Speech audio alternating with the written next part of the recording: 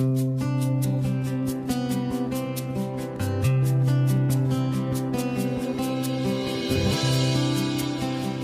mga tanong, damdamin ay kumakabog-kabog. Kung saan man ito patungo, patuloy akong hahawak sa iyo, mananatili sa'yo. Subukan man kahit lakas ng bagyo, kahit anong sakit, lalabanan ko dahil ikaw ay nandyan sa tabi. Sa iyong presensya, diniduyan ang puso at isipan. Ikaw ang pag-asa, kaligtasan ko sa'yo ay nakaasa. Nakaasa, nakaasa.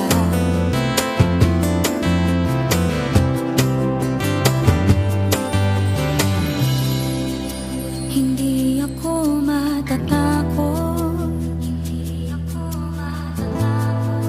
di mawawala pananalig ko sa'yo.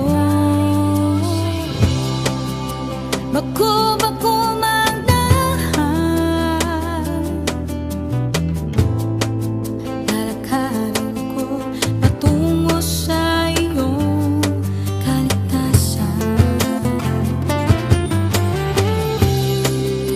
Mananatili sa'yo,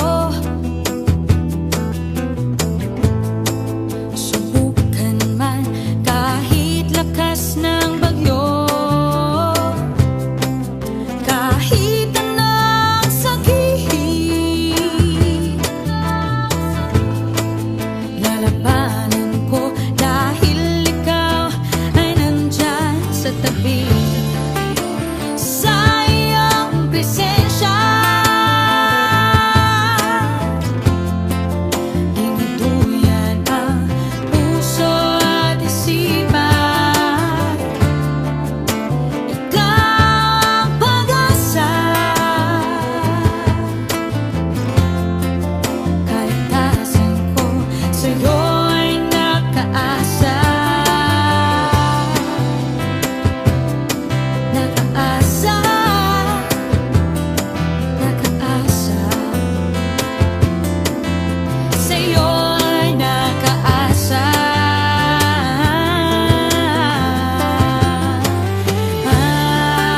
Sa iyong presensya,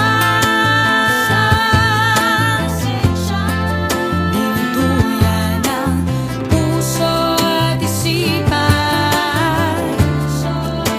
Ikaw ang pag-asa, kaligtasan ko sa'yo ay nakaasa. Nakaasa, nakaasa. Sa'yo ay nakaasa. Nakaasa, nakaasa.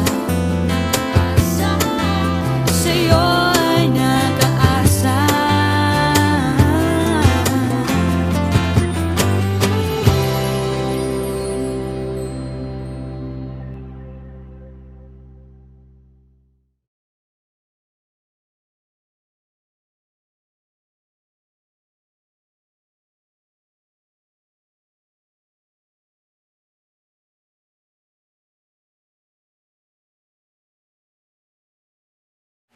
Juan 14 verse 6. Sumagot si Jesus, "Ako ang daan, ang katotohanan at ang buhay. Walang makakapunta sa Ama kundi sa pamamagitan ko. Tayong lahat ay manalangin. Amang Diyos na makapangyarihan sa lahat, narito po kami sa inyong harapan upang humingi ng tawad sa aming mga kasalanan. Maraming salamat po sa blessing at sa araw-araw ng paggabay. Nawa ay kayo pumagitna sa aming pananambahan at bastasan niyo po kami ng banal na Espiritu. Sa matamis sa pangalan ng Jesus. Amen. Sumasampalataya ako sa Diyos amang makapangyarihan sa lahat, lumalang ng langit at lupa, at sa Jesucristo na anak na bugtong niya, Panginoon natin na sa hiwaga ng Espiritu Santo, ay ipinanganak ng Birheng Maria, nagdamdam ng hirap sa katulad ni Poncio Pilato, ipinako sa krus na matay at inilibing. Sa ikatlong araw ay nabuhay sa mga patay, umakyat sa langit at umupo sa kanan ng Diyos amang makapangyarihan sa lahat. Doon magmumula at paririto upang hukuman ang mga nabubuhay at nangamamatay. Sinasampalatayanan ko ang Espiritu Santo, ang banal na iglesyang laganap, ang pagkakaisa ng mga banal, ang kapatawaran sa mga kasalanan, ang muling pagkabuhay ng katawan, at ang buhay na walang hanggan. Amen.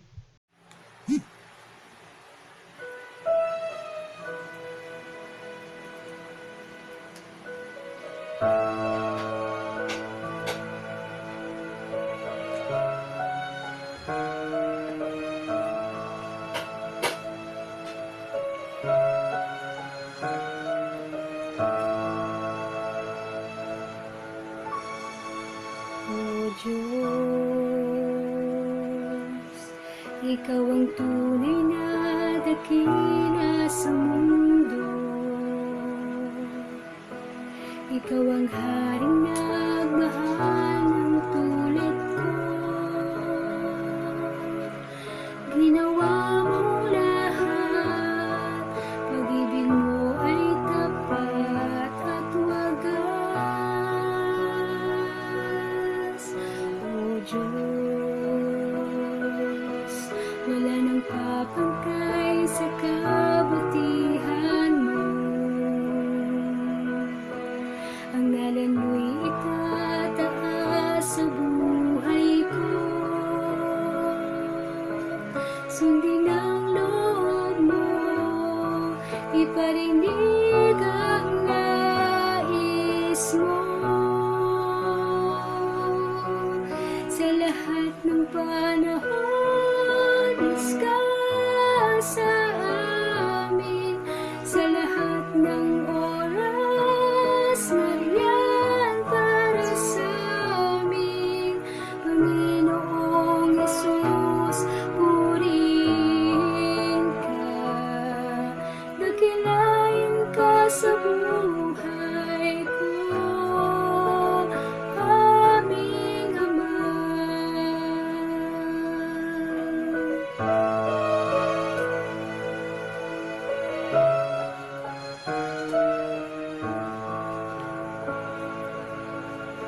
O Diyos, Ikaw ang tunay na dakila sa mundo. Ikaw ang haring nagmahal ng tulad ko. Sundin ang loob mo, iparinig ang nais mo. Sa lahat ng panahon, Diyos ka sa amin. Sa lahat ng oras, nariyan para sa amin. Panginoong Yesus, purihin ka, dakilain ka sa buhay ko. Sa lahat ng panahon, Diyos ka sa amin. Sa lahat ng oras, nariyan para sa amin. Panginoong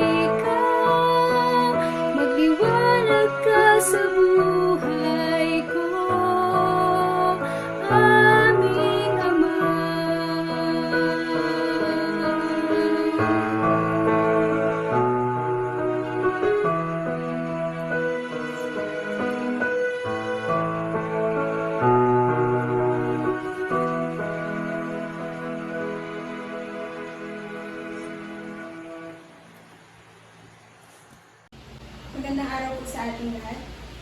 Samahan po ninyo akong basahin ang text ng pagbubulay-bulayan natin para sa ngayong linggo.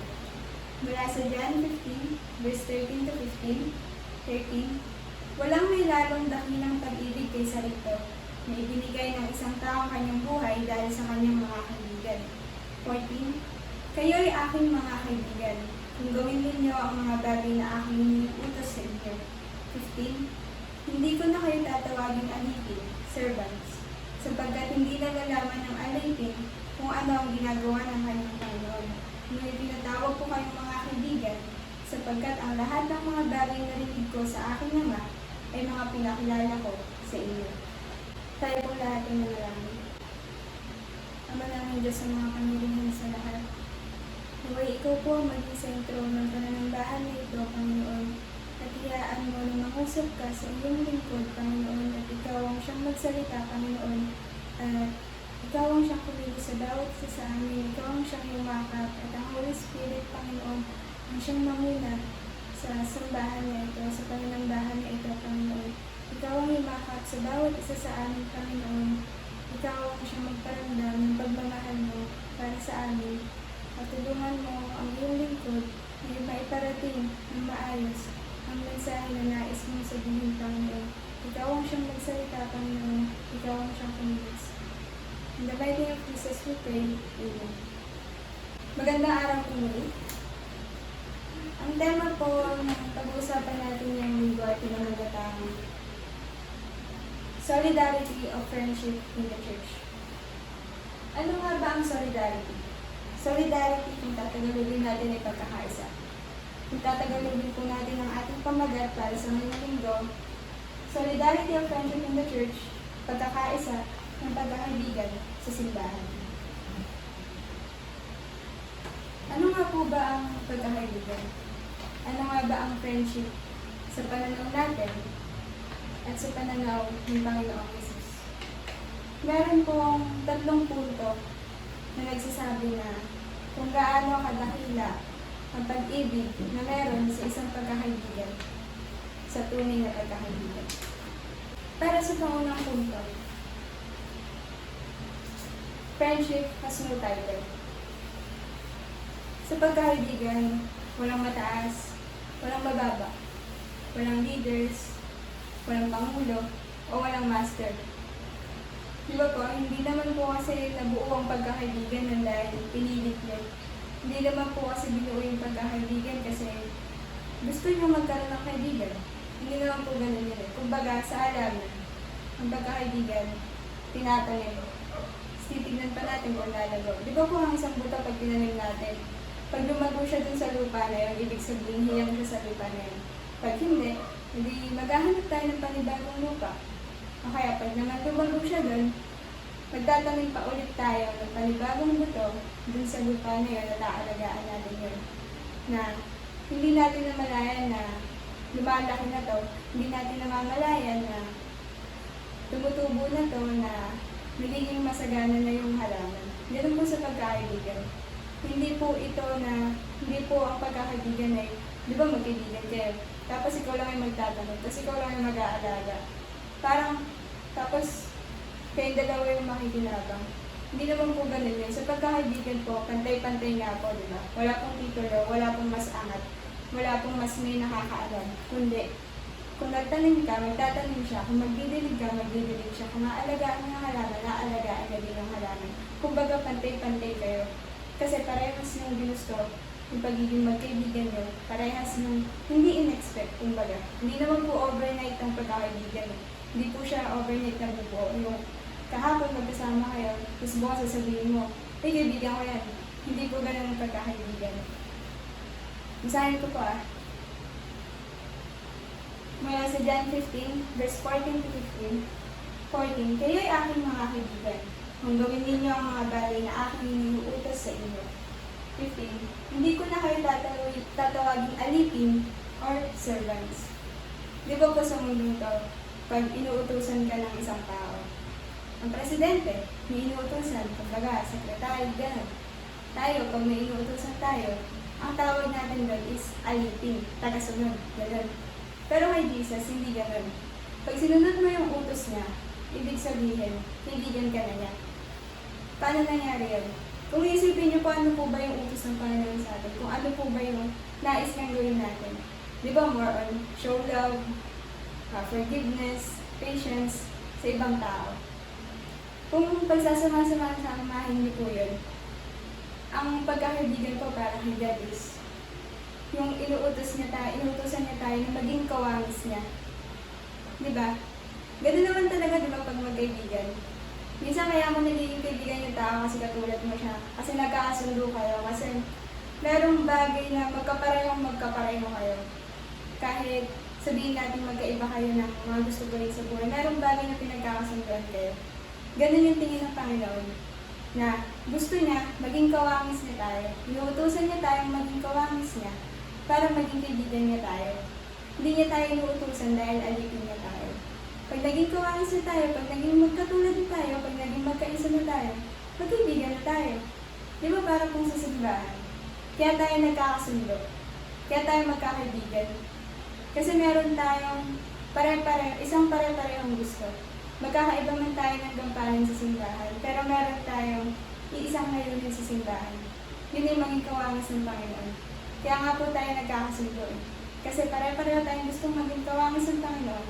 Pare-pareho natin gusto na maging kaisa ng Panginoon. Pangalawang punto. Friendship has no secrets. Di ba nga, mas nasasabi pa natin lahat ng sekreto natin sa kaibigan natin. Kaysa sa mga kapatid natin, kaysa sa mga kaibigan, sa mga kapamilya natin. Kaya nga po siguro nasabi ng tanong, mas matimbang ang pagkakaibigan kaysa sa kapatiran. Kasi mas kilala pa tayo ng kaibigan natin kaysa sa pamilya natin. Kumbaga, depende na lang kung ang turing ng magkakapamilya is magkakaibigan na parang barkada na nasusunod lahat, di ba? Pero ang sa karamihan, pag may problema ka, kanina ka tumatakbo. Unang tumatakbo, sa kaibigan mo, di ba? Isahin ko lang pa. Mula sa John 15:15, tuloy lang po natin yung pangalawang pila.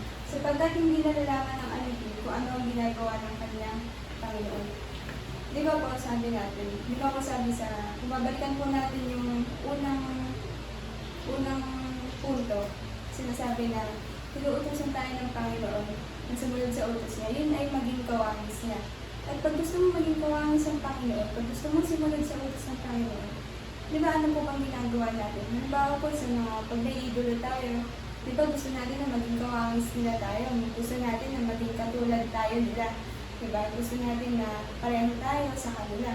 Ang ginagawa natin is, minsan nga, i-stock pa natin yung idolo natin na yan. Sinusubaybayan natin araw-araw kung ano nangyayari sa buhay nila. Minsan, kabisado pa natin.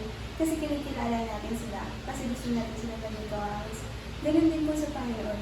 Kung gusto natin maging kawangis sa Panginoon, anong ba dapat gawin natin? Dapat kilalanin natin siya para alam natin yung mga bagay na ginagawa niya o kaya naiintindihan natin bakit yung ginagawa yung bagay na yun. Di ba nga po tayo as Christians? Kumbaga, pag may problema dumating, pag may challenges na dumating, ang sinasabi agad natin is, all things work together for good. Kumbaga, naiintindihan natin bakit ginagawa yung Panginoon. Kasi alam natin na may magandang plano ng Panginoon sa atin. Nalalaman natin kung bakit yung hinayaan ng Panginoon na maranasan natin, di ba? Kumbaga, hindi tayo negative. Bakit? Kasi kilala natin ng Panginoon. Kilala natin ng Panginoon bilang makapangyarihan na kaya niyang gawing miracle yung pagdurusan mo. Kaya niyang magbigay ng napakagandang blessing sa gitna ng kalungkutan mo. Yun yung Panginoon. Mas nakikilala natin siya. Gaya na lang kung paano ipaintindi sa atin ng Panginoon yung mga nangyayari sa atin ngayon. Kung paano niya sa atin sabihin, kung paano niya sa atin iparating na God is in control, na nasa control siya, na siya ang bahala sa lahat. Ganun. Pinapaintindi niya sa atin. Kasi alam nang maiintindihan natin. Kasi kaibigan ka nga niya. Kasi nga maiintindihan mo siya. Kasi kilala mo siya. At kilala ka na. Pangatlong punto. Friendship has no boundaries or limits. Pero minsan kailangan natin mag-ingat. Kaya minsan kailangan natin mag-ingat na kung kaibigan ba talaga natin yung pinagsasabihan natin ng problema o sinabi lang natin na kaibigan natin siya. Kasi masaya siya pag kasama siya. Ganun. Pero hindi naman talaga kaibigan yung tunay niya sa'yo. O hindi naman talaga pagkakaibigan yung buo niya. Kundi, wala lang, masaya lang kayo magkasama. Kasi gaya nga ng sinabi sa unang punto, na ang pagkakaibigan, hindi yan overnight na nabubuo agad-agad. Hindi yan, kanina nakasama ka, ngayon, kaibigan mo na.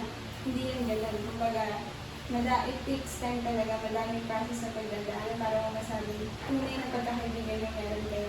Di ba ang halaman, kaya siya nag-grow kasi may binibitigan or merong ulan na dumadaan sa kanya. Ganun sa pagkakaibigan yung pagsubok na dadaan nyo sa inyo para mag-grow yung pagkakaibigan nyo at malaman nyo na tunay yung pagkakaibigan nyo.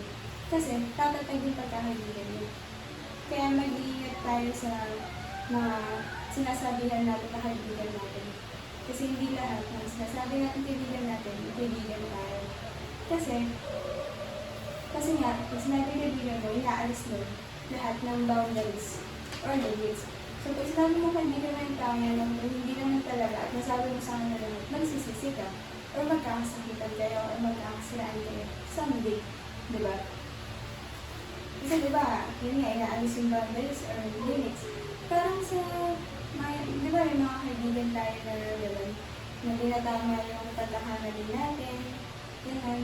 Hindi nila iisipin na ma-offend ka eh.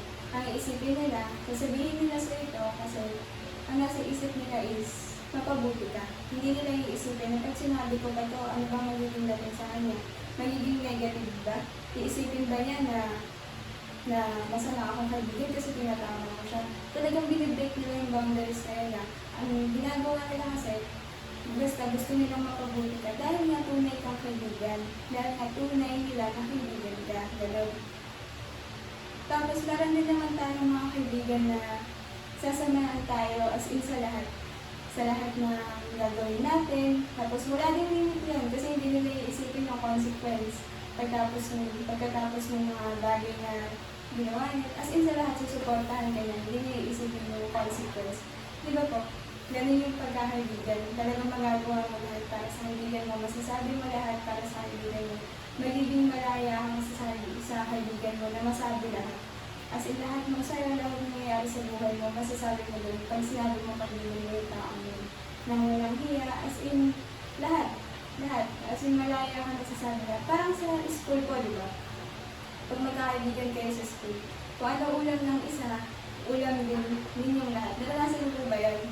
Yung kung ano inumin ng isa, inumin yung lahat. Kung ano yung tubigan ng isa, tubigan yung lahat. Kasi nga, it has no limits talaga. As in, pag magkaibigan kayo, nagkaibigan kayo, as in lahat sinishare nyo. Basahin lang po natin.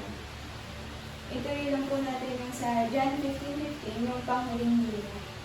Ngunit tinatawag ko kayo mga kaibigan, sapagkat ang lahat ng mga bagay na naririnig ko sa aking Ama ay mga pinakilala ko sa inyo. Di ba nakilala na natin ang Panginoon? Naintindihan na natin yung mga bagay na ginagawa niya. Kung ba't niya ginagawa yun, alam na natin kung bakit niya ginagawa yun. Kasi sumunod na tayo sa utos niya. Naging kawangis na natin siya. Hindi na tayo iba sa kanya. Kundi, naging iisa na tayo sa Panginoon.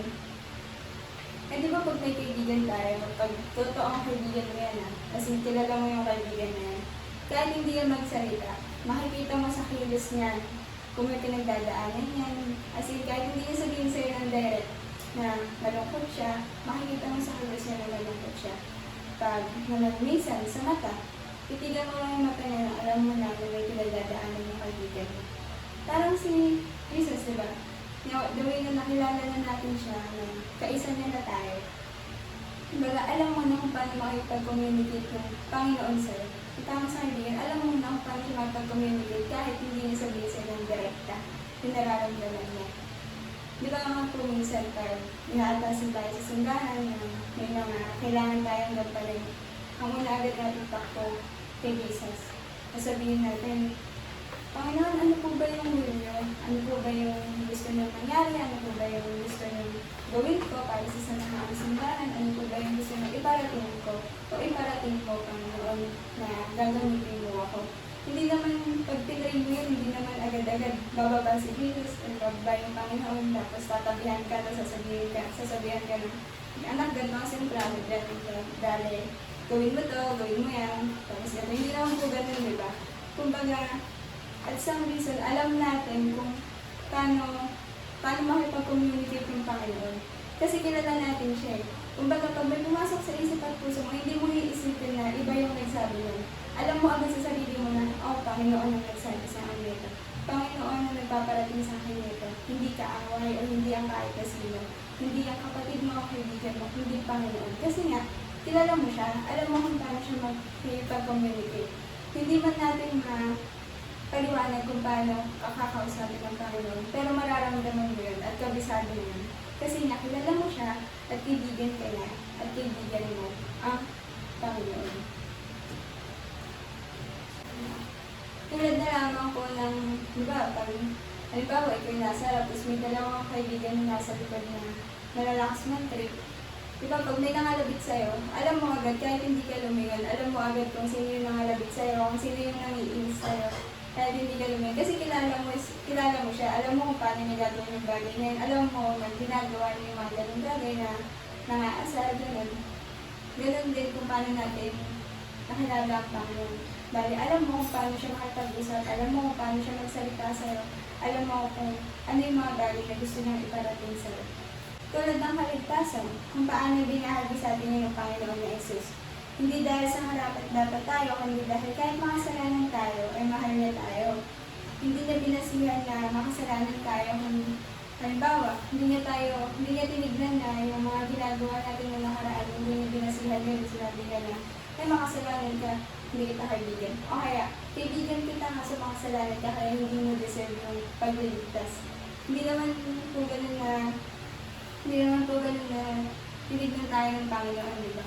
Kumbaga, pinakita niya sa ating pagligtas para sa ating lahat, kahit makasalanan ka, kahit sa sarili mo, iniisip mo hindi ka karapat-dapat.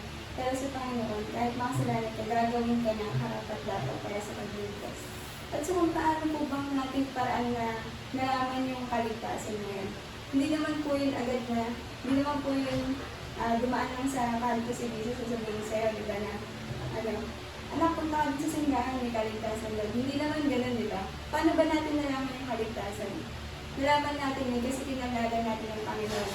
Paano ba natin tinikilala ang Panginoon? Di ba, nagbabasa tayo Bible? Kumbaga, doon nakikita natin yung mga kaya niyang gawin, yung mga makapangyarihan na kaya niyang ipakita sa'yo, yung mga miracle na kaya niyang iparamdam sa'yo. Naway gaya ng sa kung paano pinaramdam sa atin ng Panginoon na tayo yung kaibigan niya sa pamamagitan ng pagliligtas, pag-alay ng buhay niya para sa kasalanan natin. Ganun din sana natin maiparamdam sa kaibigan natin sa simbahan, yung dakilang pag-ibig na handang isakripisyo ang sarili niya para sa ikabubuti natin. Basahin ko pa. Mula sa John 15 verse 14.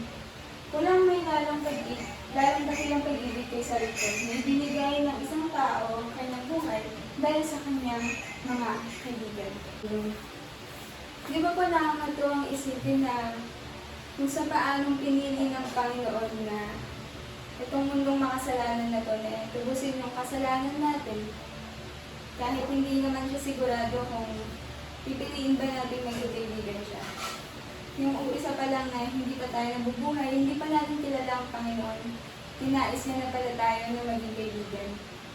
Ang gagawin mo na lang is, ikaw, kung gusto mo ba siya talagang maging kawangis, kung gusto mo ba talagang sumunod sa utos niya, kung gusto mo ba talagang piliin siyang maging kaibigan. Kumbaga nasa atin lahat ng choice eh. Nasa atin yung freedom mula sa Kanya. Di ba yung Bible, nandiyan lang naman yung sa tabi eh. Lalo pag may pinagdadaanan ka. Nandiyan lang yan lagi.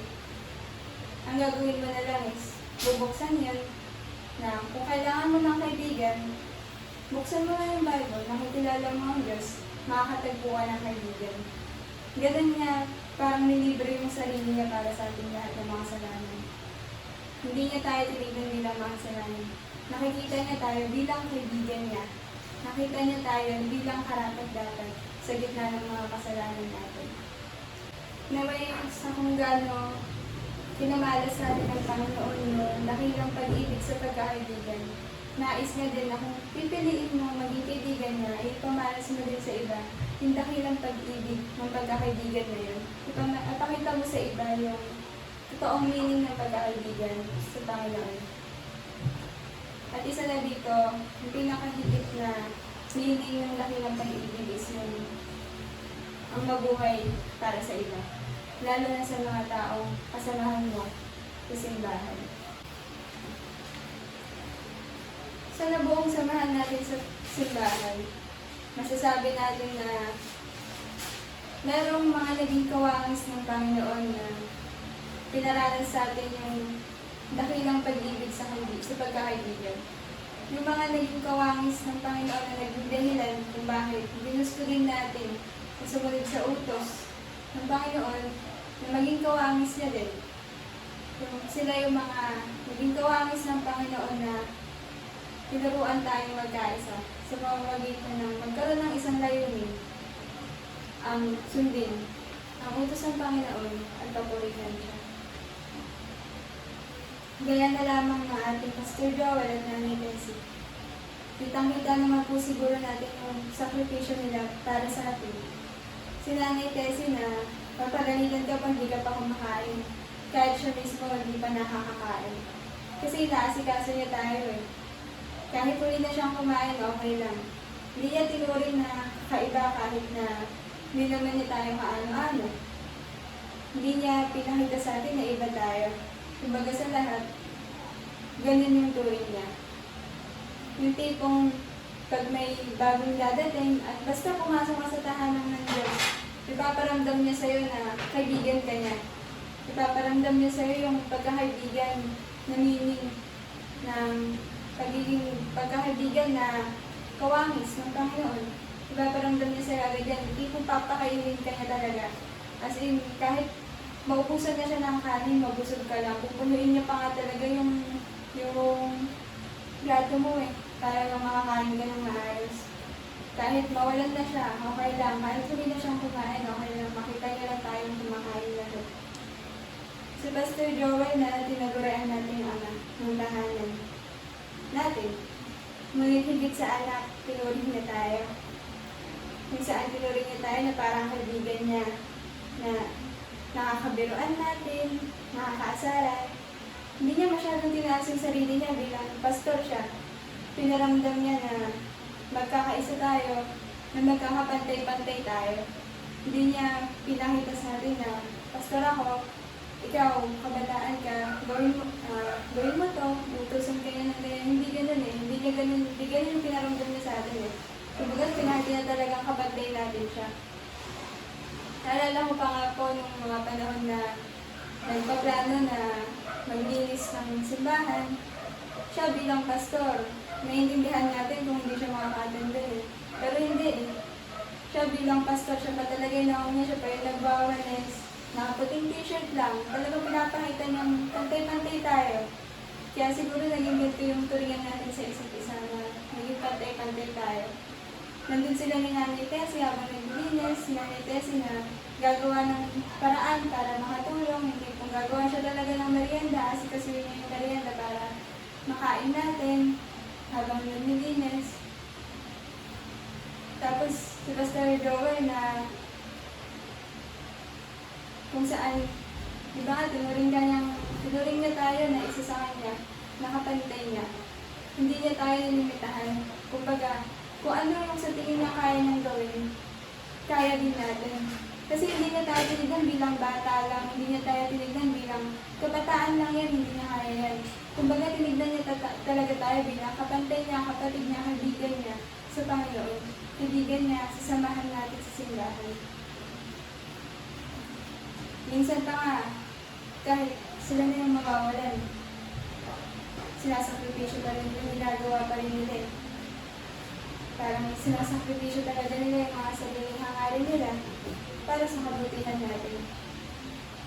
Diba merong mga oras na pwede naman na yung oras na yun sa kanila na lang ang Nanay Tessie. Pwede naman umuwi na siya din sa bahay, magpahinga na siya.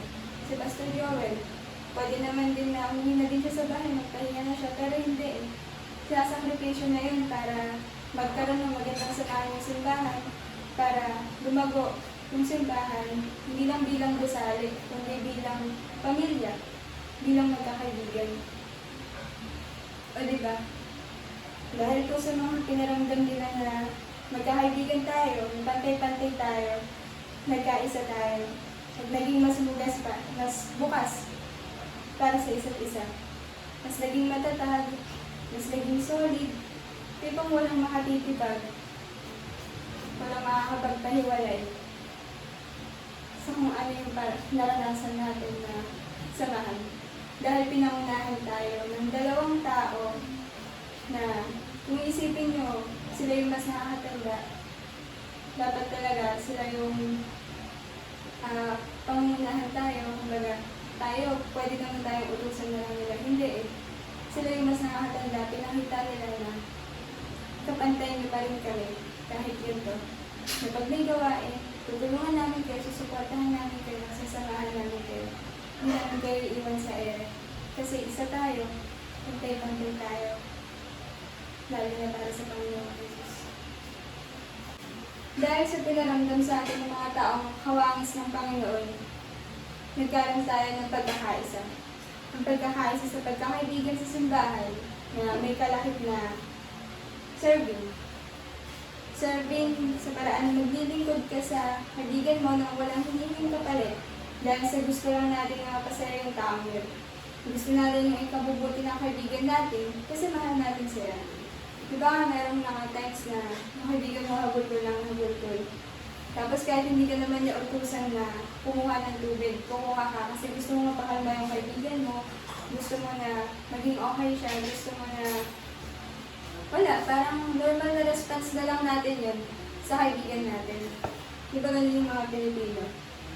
Naalala ko pa nga, di ba, minsan, pag meron tayong kasamahan na mag-birthday, kahit wala naman talaga tayo, kahit walang may bigay, minsan, talagang mag-aambagan lahat eh. Para lang maparamdam din sa tao na yun, na mahalaga sa atin sila. Maparamdam din sa tao, naalala natin yung kaarawan nila at ipinagdiriwang natin yun nung kasama sila. Pangalawa, sacrifices. Kalakip ng pagsisilbi mo para sa buhay ng kaibigan mo, andun yung mga sacrifices. Yung tipong kahit wala ka ng oras, makikinig ka pa din sa kwento na kahit puro hagulgol nga lang minsan eh. Kahit wala kang maintindihan. Yung tipong napakadami mong ginagawa, pero pag may tumawag sa'yo, nakasama na sa simbahan, o kaya kaibigan mo, pag tumawag siya sa'yo, nakita mo na problema siya, talagang titigil mo lahat ng ginagawa mo, tatayo ka pa nga sa pinauupuan mo para lang makinig sa kanya. Kahit na minsan eh, alam mo naman sa sarili mo na masasayang yung oras mo. Kumbaga naman sa pagkakaibigan, hindi naman talaga tinitignan yan na masasayang yung oras. Ang tinitignan natin sa pagkakaibigan is basta maparamdam natin sa tao ngayon na nandito tayo, na handang kumaagapi sa kanila, handang may paramdam yung pagmamahal sa kanila. Minsan nga kahit pag makikinig tayo sa kanila, puro hagulgol na talaga maririnig natin. Eh. Wala talaga tayo maiintindihan. Pero dahil kaibigan natin sila, gusto natin iparamdam sa kanila na kahit gano'n, nandito tayo para sa kanila. Yun na lang yung best na pwede natin maipakita sa kanila.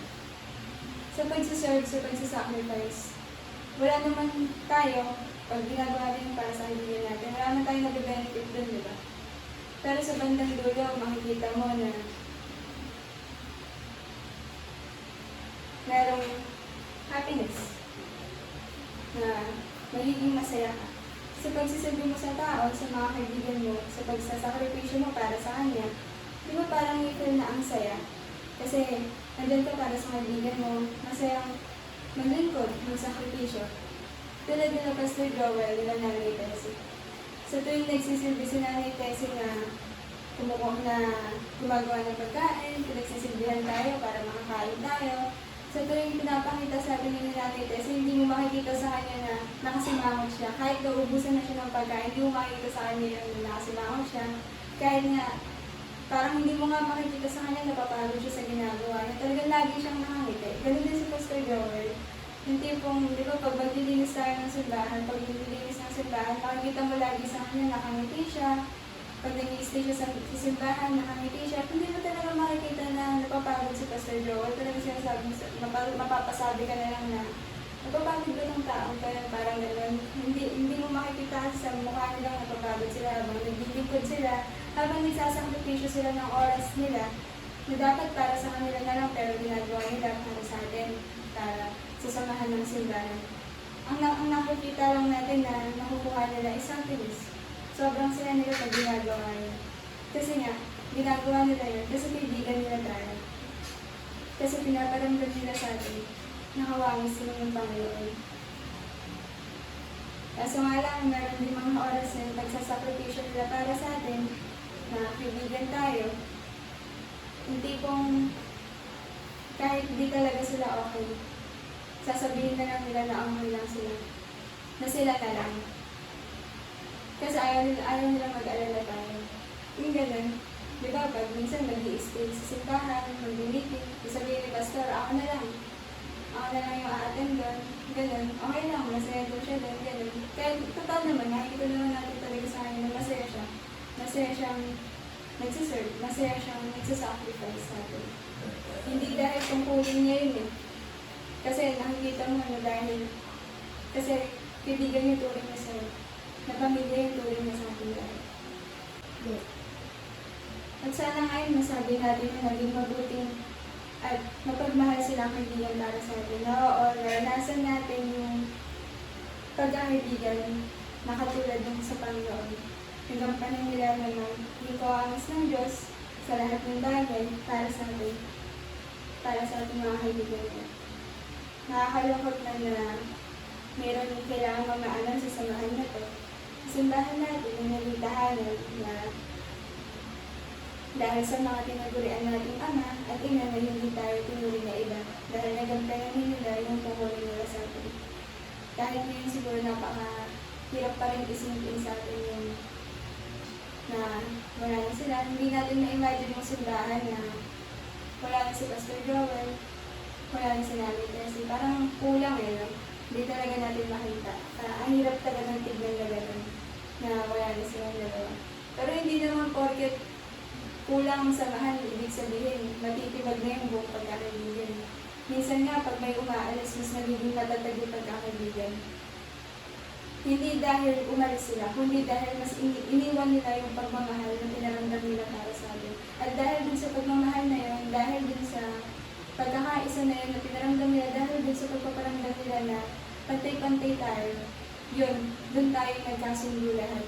Kasi lahat tayo naramdaman natin yung pagkakaisa, yung pagmamahal, yung pagtuturingan natin na bilang pantay-pantay, kaya mas lalo tayo naging matatag, mas lalo tayo naging buo, mas lalo tayo nagbukatan dahil dun sa pagmamahal na iniwan nila sa atin, ang dakilang pag-ibig ng pagkakaibigan.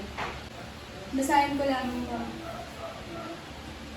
mula sa Romans 15 verse 5. Loobin nawa ng Diyos na pagtitiis at pagdiliw na kayo ay magkaisa sa pag-iisip sa isa't isa ayon kay Kristo Jesus. Gaya nga ng sinabi na pag merong kang kaibigan o pag merong samahan na merong pagkakaibigan, meron dun na pagkakaisa. Pagkakaisa na magbibigay ng kalakasan para sa lahat dahil magiging sandigan ng isa't isa. Sana'y kahit may lumisan patuloy palinhahan ng lumaban. Dahil inang nais nila, dahil kaibigan nila tayo. Nais nila na mapabuti tayo sa lahat ng oras. Sana maging sandigan natin ang isa't isa.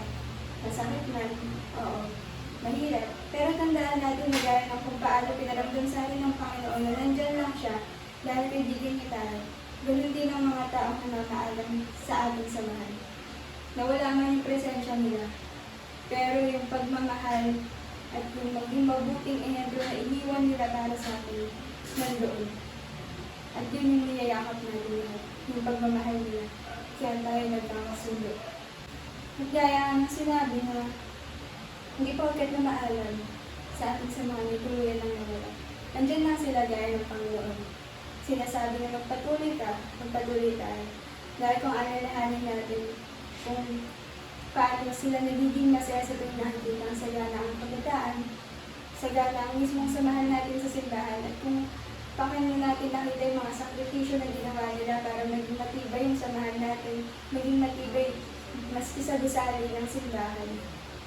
Ito ang nais ng Panginoon, ito ang nais nila bilang kawangis ng Panginoon. Magpatuloy tayo, ituloy natin yung sakripisyo na iniwan nila.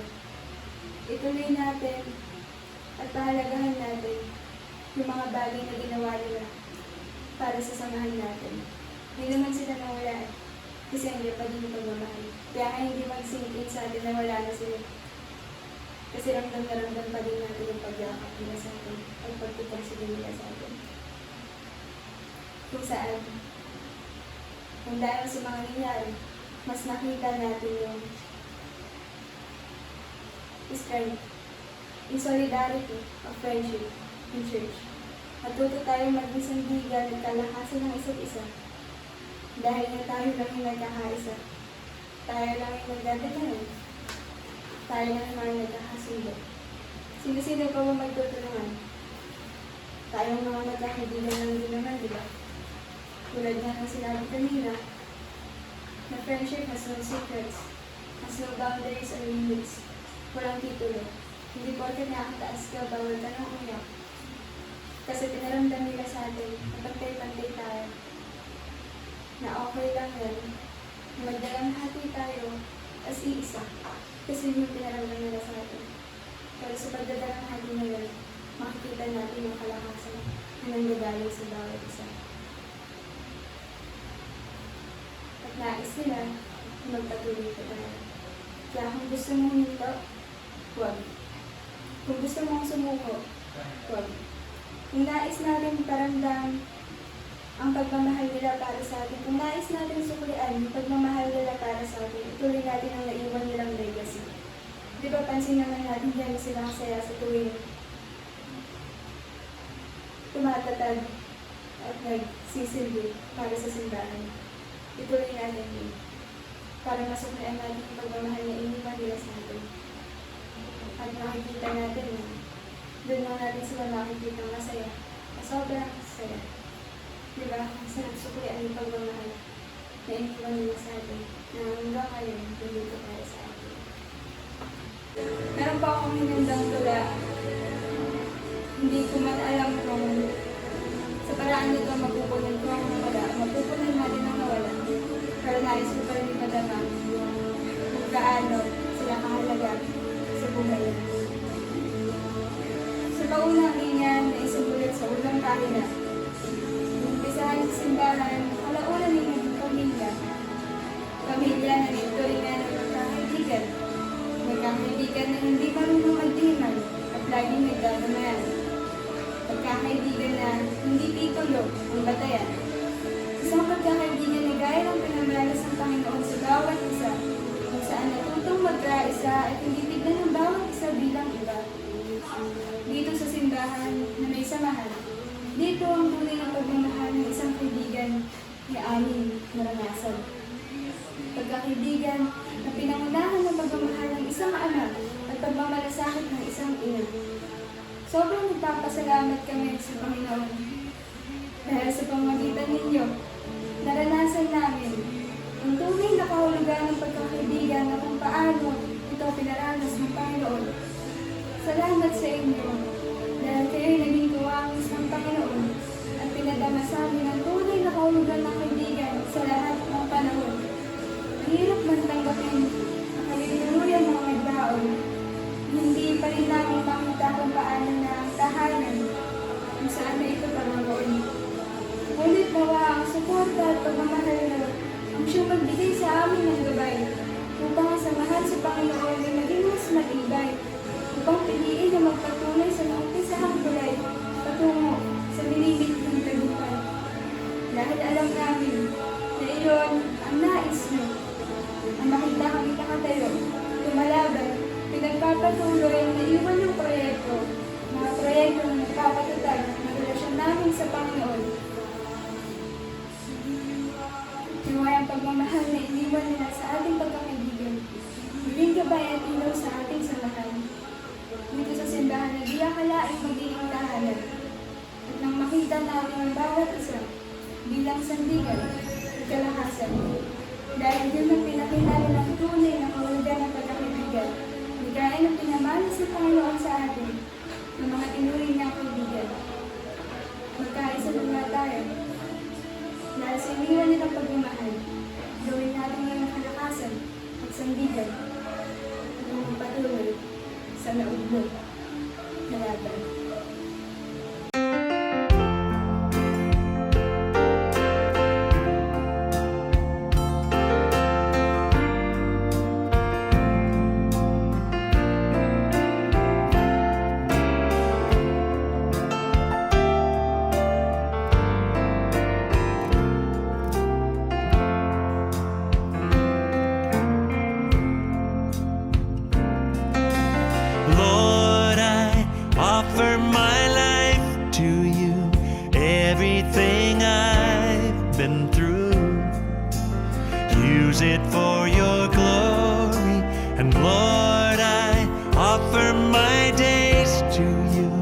lifting my praise to you as a pleasing sacrifice. Lord, I offer you my life. Panginoon, lumalapit po kami sa inyo na may pagpapakumbaba. Kinikilala namin, Panginoon, na kayo ang nakakapangyayari sa lahat. Higit na mataas, Panginoon, ang iyong alam, ang iyong kaisipan, tungkol sa mga bagay na nangyayari, higit sa amin, Panginoon. Kaya, Panginoon, sa kabila ng lahat ng mga nangyayari, ipinagkakatiwala pa rin namin sa inyo ang mga buhay. Panginoon, naniniwala kami kayo nagbibigay, kayo din ang kumukuha. Kaya pinupuri pa rin namin ang inyong pangalan. Pinupuri namin ang inyong pangalan, Panginoon. Dakila ang inyong pangalan, O Diyos. Aming Ama, lumalapit po kami para sa kapakanan ng aming mga kapatid na mayroong mga pangangailangan sa umagang ito. Kahilingan namin, Panginoon, ang may pagkakaisa ng aming pananampalataya, na idulot mo, Panginoon, sa bawat kapatid na ito na may pangangailangan ang kanilang mga kailangan sa buhay. Kung ito, Panginoon, ay kagalingan, hipuin mo sila sa pangalan ni Jesus. Panubalikin mo ang kanilang lakas. Kung ito, Panginoon, ay kahinaan ng pananampalataya, kaya mo, Diyos, na mangusap ka sa kanila, sapagkat naniniwala kami na pananampalataya nang gagaling sa pakikinig. Mangusap po kayo sa kanila, Panginoon. Palakasin niyo ang kanilang mga loob. Nilalapit namin din sa inyo, Panginoon, ang mga nawawalan ng pag-asa. Ang hiling namin, Panginoon, para sa kanila. Huwag mong hayaan, Panginoon, na nakawin sa kanila kung anumang pag-asa meron sila sa buhay na ito. Sa halip, Panginoon, pagniyasin mo pa ito. Ipakita mo sa kanila, Panginoon, ikaw ang tunay na pag-asa ng aming buhay. Kung sakali mong, Panginoon, hindi namin mapangyayari ang mga pangarap namin, at hindi namin, Panginoon, nakikita ang aming sarili na may sapat kaming lakas at kapangyarihan, Panginoon, upang papangyarihan ang mga nakikita namin sa aming hinaharap.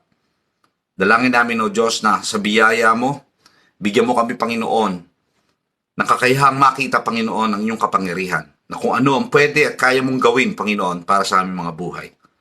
Aming Ama, dinadalangin namin, O Diyos, ang bawat kapatid namin, na sila, Panginoon, ay iniwan ng kanilang mga mahal sa buhay. Mga iniwan ni Nanay Tessie. Kami na mga iniwan ni Pastor Joel, Panginoon. Panginoon, kaya mo ang imbalal ng Espiritu, O Diyos, ang maghari sa amin, at kaya mo ang kapayapaan na hindi masayod ng pinakamataas sa pag-iisip ng tao, Panginoon, ang mag-ingat ng aming mga puso at kaluluwa. Kaya mo, O Diyos, na maranasan namin, Panginoon, ang hindi pangkaraniwan na kapayapaan at kagalakan, Panginoon, nagbubuhat sa inyo. Naniniwala kami, Panginoon, na ang kamatayan ay hindi ang katapusan ng buhay. Naniniwala po kami, Panginoon, na ito lamang ay isang hagdanan patungo sa isang mataas na antas ng buhay. Maraming salamat, O Diyos, sapagkat naniniwala po kami na kami lahat, Panginoon, ay may pag-asang ito at yan ay ang kaligtasan. Aming Ama, dinadalangin namin, O Diyos, ang bawat tao, Panginoon, sa bansang ito ng Pilipinas. Bawat tao, Panginoon, nangangailangan ng iyong pagpapagaling. Panginoon, pagalingin mo sila. Kami, Panginoon, na tagapagdala ng mensahe sa kanila, Panginoon, ng pag-asa at ng Ebanghelyo. Gamitin mo kami sa kanila, Panginoon. Hayaan mo, O Diyos, na sa kapangyarihan ng Espiritu Santo ay magsilbi kaming saksi at patotoo sa kung ano ang katotohanan tungkol kay Jesus. Gawin mo kami mga asin at ilaw ng sanlibutan. Maraming salamat, Panginoon, sapagkat inimbitahan mo kami lumapit sa inyo. Inimbitahan mo kami humiling. Hinamon mo kami, Panginoon, na gamitin namin pananampalataya upang lumapit sa inyo. Kaya ito ang aming pinaninindigan, Panginoon, sa umagang ito. Lumalapit kami sa inyo, sangayon sa inyong imbitasyon, na kung kami hihingi, kami inyong bibigyan. Panginoon, binabalik po namin sa inyo lahat ng kapurihan at kalulatian. Sa tanging pangalan ng bugtong na anak na si Jesus, na aming Panginoon. Amen.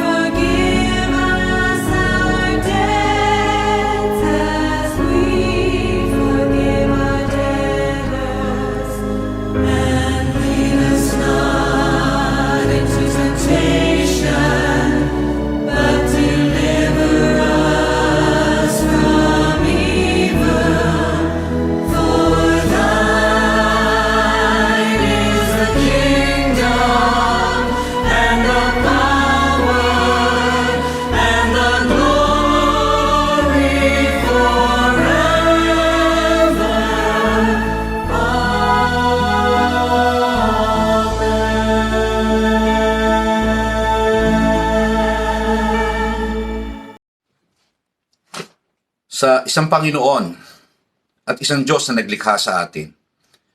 Siya nawang patuloy na mag-ingat sa atin bawat isa. Sa kanyang kapangyarihan, sa kanyang biyaya, at kanyang pag-ibig. Samahan niya tayo, ngayon at pagpakailanman, sa pangalan ng Ama, at ng Anak, at ng Espiritu Santo. Amen. Sa lahat ng panahon,